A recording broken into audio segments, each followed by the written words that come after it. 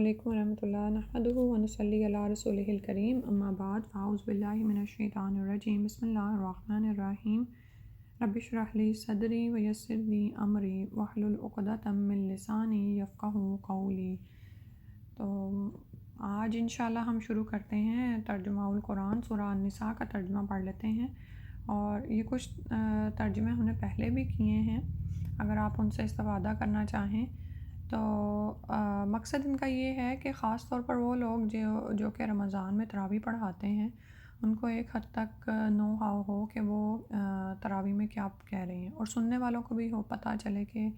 ہم کیا سن رہے ہیں انشاءاللہ۔ تو اور خاص اور وہ لوگ جو کہ قرآن کو پہلے سے ہی سمجھ چکے ہیں اور اس کا ترجمہ جانتے ہیں ان کے لیے بھی یہ ترجمہ مفید ہوگا کہ ایک گلاس میں وہ سارا ترجمہ سن سکتے ہیں، اور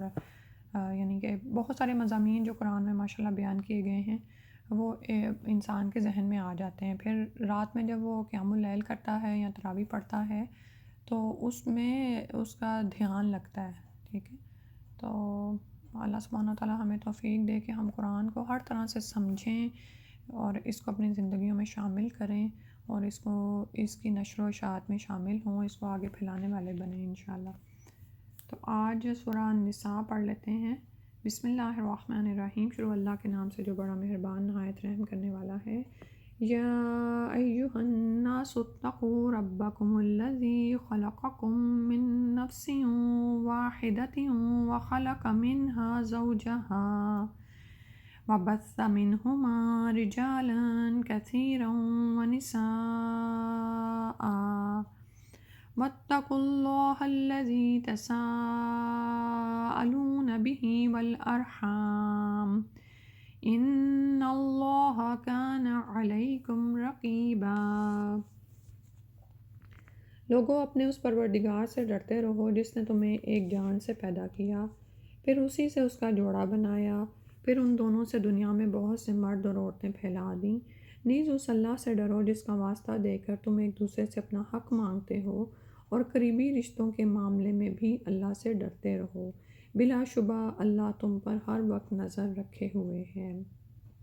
پھر فرمایا، اور یتیموں کو ان کے مال واپس کر دو، اور ان کی کسی اچھی چیز کے بدلے انہیں گھٹیا چیز نہ دو، نہ ہی ان کا مال اپنے مال میں ملا کر خود اس سے کھانے کی کوشش کرو، یہ بڑی گناہ کی بات ہے۔ اور اگر تمہیں یہ خطرہ ہو کہ یتیم لڑکیوں کے بارے میں ان سے انصاف نہ کر سکو گے تو پھر دوسری عورتوں سے جو تمہیں پسند آئیں 2 3 3 4 4 تک نکاح کر لو، لیکن اگر تمہیں یہ اندیشہ ہو کہ ان میں انصاف نہ کر سکو گے تو پھر ایک ہی کافی ہے، یا پھر وہ کنیزیں ہیں جو تمہارے قبضے میں ہوں، بے انصافی سے بچنے کے لیے یہ بات قرین ثواب ہے۔ پھر فرمایا، نیز عورتوں کو ان کے حق مہر بخوشی ادا کرو، ہاں اگر وہ اپنی خوشی سے اس میں سے کچھ تمہیں چھوڑ دیں تو تم اسے مزے سے کھا سکتے ہو۔ اور نادانوں کو ان کے مال واپس نہ کرو، یعنی جن کے اندر اتنی عقل نہیں ہے، وہ مال جسے اللہ تعالیٰ نے تمہارے لیے سامان زیست کا ذریعہ بنایا ہے، یعنی اس سے تم اپنی زندگی گزارتے ہو، قیام زندگی کا ذریعہ ہے، قائم رہنے کا سبب ہے، ان کے مال سے انہیں کھلاؤ بھی اور پہناؤ بھی، اور جب ان سے بات کرو تو اچھی اور ان کے فائدے کی بات کرو۔ اور یتیموں کی آزمائش کرتے رہو یہاں تک کہ وہ نکاح کے قابل عمر کو پہنچ جائیں، پھر اگر تم ان میں اہلیت معلوم کرو تو ان کے مال ان کے حوالے کر دو، اور ضرورت سے زیادہ اور موزوں وقت سے بیشتر اس ارادے سے ان کا مال نہ کھاؤ کہ وہ بڑے ہو کر اس کا مطالبہ کریں گے۔ اور جو سرپرست کھاتا پیتا ہو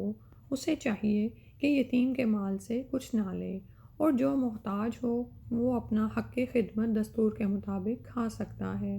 پھر جب تم یتیموں کا مال انہیں واپس کرو تو ان پر گواہ بنا لیا کرو، اور یہ بھی یاد رکھنا کہ حساب لینے کے لیے اللہ کافی ہے۔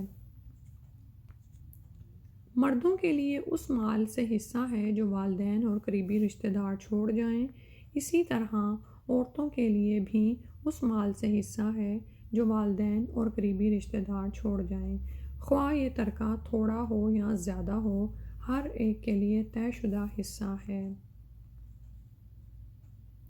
اور تقسیم ترکہ کے موقع پر اگر قرابت والے غیر وارث یتیم اور مسکین موجود ہوں تو انہیں بھی کچھ نہ کچھ دے دو اور ان سے اچھے طریقہ سے بات کرو۔ اس کا مطلب یہ ہے کہ جب وراثت کی تقسیم ہو رہی ہے تو وارثوں کو تو حق ملے گا ہی، لیکن اگر کوئی یتیم اور مسکین آ جائے جو وارثوں میں شامل نہیں ہے تو پھر ظاہر ہے وہ پھر مال کو دیکھ رہے ہوں گے تو انہیں کچھ نہ کچھ دے دو۔ اور ساتھ میں فرمایا کہ ان سے بھلی بات کہو، یعنی ان کو جھڑکو نہیں کہ جاؤ ہمارے مال میں تمہارے لیے تو کوئی حصہ نہیں۔ لوگوں کو اس بات سے ڈرنا چاہیے کہ اگر وہ خود اپنے پیچھے چھوٹی چھوٹی اولاد چھوڑ جائیں تو انہیں ان کے متعلق کتنا اندیشہ ہوتا ہے، لہٰذا انہیں اللہ سے ڈرتے رہنا چاہیے اور جو بات کریں صاف اور سیدھی کریں۔ جو لوگ ظلم سے یتیموں کا مال ہڑپ کر جاتے ہیں وہ در حقیقت اپنے پیٹ میں آگ بھرتے ہیں، عن قریب وہ جہنم میں داخل ہوں گے۔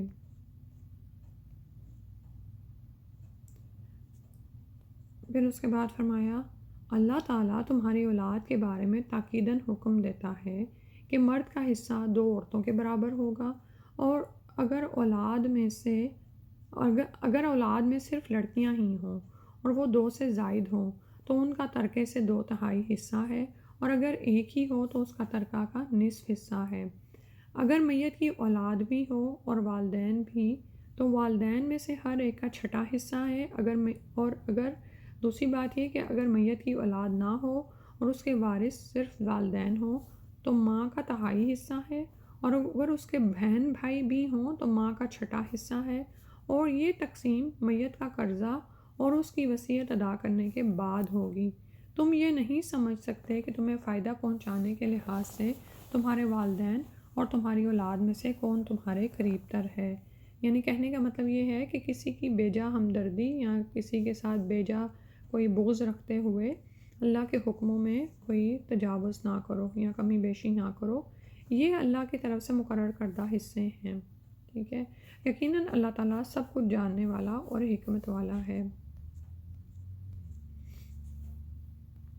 اور تمہاری بیویوں کی اگر اولاد نہ ہو تو ان کے ترکہ سے تمہارا نصف حصہ ہے، اور اگر اولاد ہو تو پھر 1/4 حصہ ہے، اور یہ تقسیم ترکہ ان کی وصیت کی تعمیل اور ان کا قرضہ ادا کرنے کے بعد ہوگی۔ یہاں پر یہ یاد رکھیں کہ قرض ویسے تو مقدم ہے اور وصیت جو ہے وہ بعد میں بھی پوری کی جا سکتی ہے، لیکن چونکہ خواہ تو قرض لینے آ جاتا ہے لیکن جس کے حق میں وصیت کی گئی ہوتی ہے غیر وارث کے حق میں، اس کو تو پتہ ہی نہیں ہے، ہو سکتا ہے اس کو نہ پتہ ہو، ٹھیک ہے، پتہ ہو بھی سکتا ہے اور نہیں بھی پتہ ہو سکتا، لیکن اگر اسے پتہ نہیں ہے تو اس کے حقوق کی حفاظت کی گئی ہے کہ وارثوں کو کہہ دیا گیا ہے کہ میت جو وصیت کر کے گئی ہے اس کو پورا کرو، پھر قرض کی ادائیگی کرو اور اس کے بعد ترکہ کی تقسیم ہوگی۔ اور اگر تمہاری اولاد نہ ہو تو بیویوں کا 1/4 حصہ ہے، اور اگر اولاد ہو تو پھر 8واں حصہ ہے، اور یہ تقسیم تمہاری وصیت کی تعمیل اور تمہارے قرضے کی ادائیگی کے بعد ہوگی۔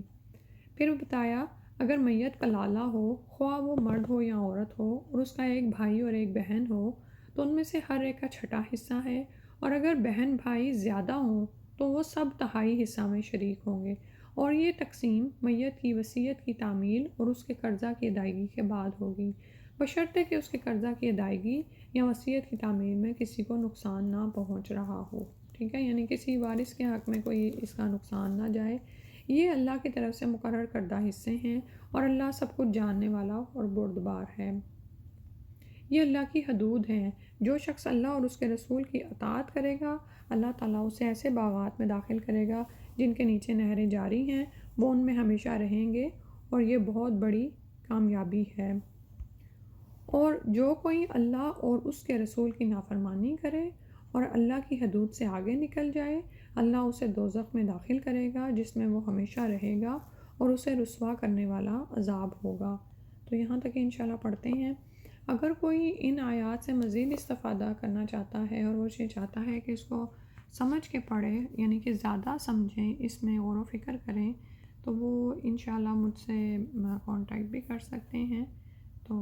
ہم لوگ اس کو انشاءاللہ تفسیر کے ساتھ بھی کر رہے ہیں، جس میں انگلش معنی ہوتے ہیں اور اردو میں بھی یعنی کر رہے ہوتے ہیں۔ تو اگر کوئی استفادہ کرنا چاہے تو پھر بتا سکتا ہے۔ جزاک اللہ خیرا کثیرا۔ السلام علیکم ورحمۃ اللہ۔ سبحانک اللہم و بحمدک، اشہد ان لا الہ الا انت، استغفرک و اتوب الیک۔